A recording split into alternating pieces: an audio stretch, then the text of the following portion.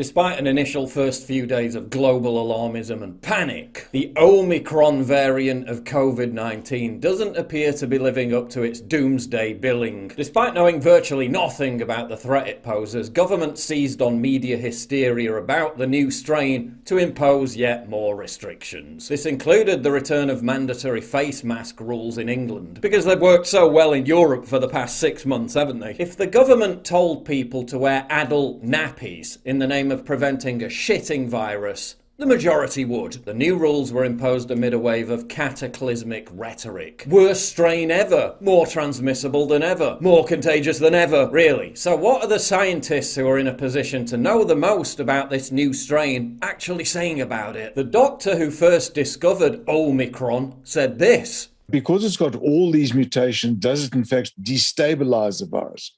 It might make it less fit than Delta. He also said there was no indication it was putting any added strain on hospitals. So far, the cases have been pretty mild.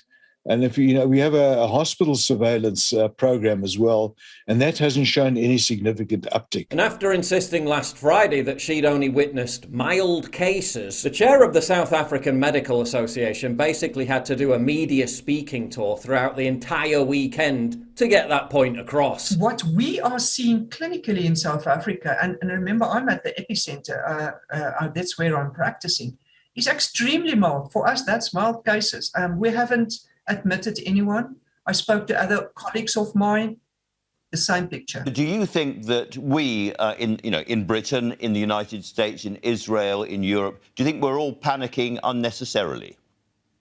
I think you already have it there in your country. You're not even knowing it. And I would say, yes, at this stage, I would say definitely. Alexia Granovsky, a virologist at Moscow State University, said this, quote, "So far there's no evidence that it is capable of beating Delta, the current dominant strain, or that it's more deadly. None at all. Of the dozens of clinical cases that have so far been described, not a single death has been registered. Quote, for now, there is no cause for panic." And yet they went ahead and imposed the new rules anyway, just in case. This is all beginning to feel rather familiar, isn't it? Keep complying though. I'm sure if everyone just gets their 45th booster shot, in about 15 years we'll have this be